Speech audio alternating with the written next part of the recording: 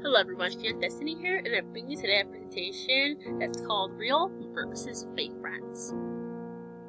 Anyways, before we get started today, I want to wish you all a happy Valentine's Day. I know this year's been a struggle so far, but let's have hope and we can get through this together. The second thing I want to mention is that someone commented that the bullying presentation I made was very helpful to them. They said that it helped them find better ways to go through bullying to stand up for themselves without using violence. And I'm glad, because that's the point of my presentation. They may not be so entertaining, and they may be kind of bored with me talking a lot, but my point is just to it's kind of like inform about like things that are going on in our world, and then persuade you to try to do something in a better way instead of just doing it in a more dangerous and violent way. But anyways, let's start with today's presentation. Okay, so let's start off of how do you know if you have a fake friend? Fake friends kind of like by your side. Sometimes they're really messed up to you. Like they're only with you in the good times. Like when you're having a good time, like you're happy and then you're student at school or having a job promotion, but later on, after your life goes downhill, you need help, they're stitching, they're like, fine. And that's what sucks about a fake friend. Well, you have good times. They always want things from you. Sometimes people only talk to you just for they want money from you. They want other things from you too, like they just want a copy of your work, or they just other stuff. Like they want something from you. They always make up excuses. What I mean by that is that sometimes, for example, when they ignore you, for example, just give another example. It's pretty hard to explain, but it's pretty much true. Like, I had a fake friend. I didn't know she was fake until this. But one time I was saying hi to her, and she looked directly at me, like, in the eyes, and she just, like, stared somewhere else and started talking to her other friends. And I'm like, that's kind of messed up. Like, why'd she do that? I was gonna ask her, but after that, she stopped talking to me less and less. And that pretty much kind of hurt my feelings. And then last time, like a few weeks or months later, she started saying, "Oh, I'm sorry I didn't talk to you. That I was busy doing something." She started making up a terrible excuse, like, "Oh, I was busy." And I'm like, because everybody knew she wasn't busy. She wasn't doing anything. She was just like staring directly at me, and then turned to her friend all of a sudden, like when she saw me staring at her. And they always force you to do bad things you don't want to do. Maybe sometimes your friends say, "Oh, try this, try that," or like try something dangerous, do a challenge, or sometimes tell you, "Oh, try this drug or something." But that's not okay. You shouldn't give in to peer pressures. You never should be forced to something you don't want to do. Seriously, no friend should force you to do something you don't want to do, like try drugs or something, because that can be really dangerous and actually end up hurting you, and also make you feel bad about yourself.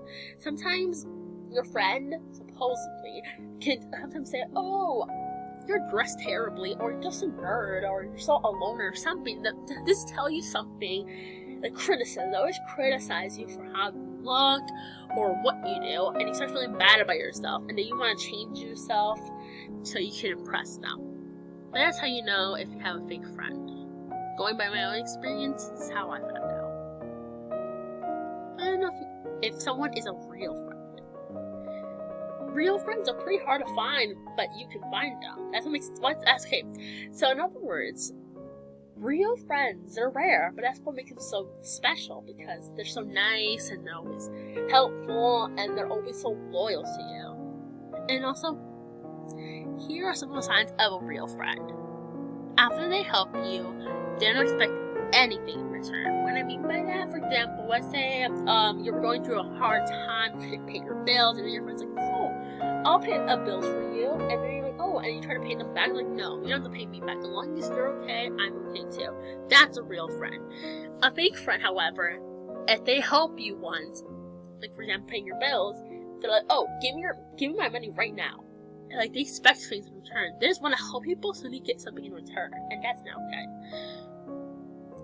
They're there for you at good and bad times. When you're, having a good job promotion, you're living the life, you're happy, they're with you. And in bad times, you have a downfall, you're all sad and depressed, they're with you too. They're there to comfort you and help you get through this bad time.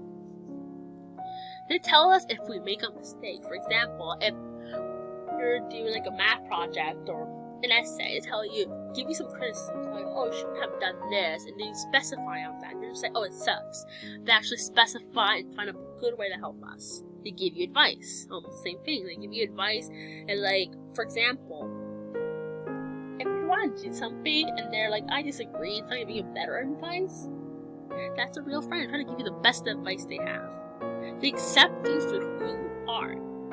They don't care about the color of your skin. They don't care if you're disabled or not. They don't care. They just want to be your friend because you're good at heart and you're kind to them. That's what a real friend really looks for. They look for who you are inside, and that's what they find interesting. Like, if you're a kind person, they find you interesting. You're kind. They don't care if you're disabled or not. That's a real friend. And then here's some advice. What do you do if you have a fake friend? Very hard. When I had my fake friend, I didn't really know what to do. I didn't know what I stopped being friends with her because I didn't really have other friends. Because, like I said before, I'm not really the sociable type. I'm not really social. But she's the only friend I had. But what I did was just stop talking to her. I just stopped. She literally, stopped talking to me, and I stopped talking to her. I wasn't going begging on my knees, like, oh, please talk to me. I'm like, you know what? If she don't want to talk to me, just, walk by. Don't talk to each other anymore. And that's the best way. Just stop talking to them. Don't try to beg them to be your friend again. Or you can go talk to them again. So, be honest about how you feel. Oh, I don't really like what you've been doing, why you've been doing this. Try to be honest with how you feel about them. And if they don't want to change, try to convince them to change their ways. And if they don't want to change, just dump them. Forget it. I'll make other friends. But if you're just going to bring my life down, then you shouldn't be in my life at all. And then, of course, don't give in to peer pressure. If they force you to try drugs, or they force you to steal, or they force you to do something bad, don't give in to it. Because that's not cool. What's cool is doing the right thing. Doing the right thing is very cool. Doing the bad thing is not so cool. Because people say, oh, if you steal, that's cool. I'm like, not really, because they're going to go to jail, and that's so not cool.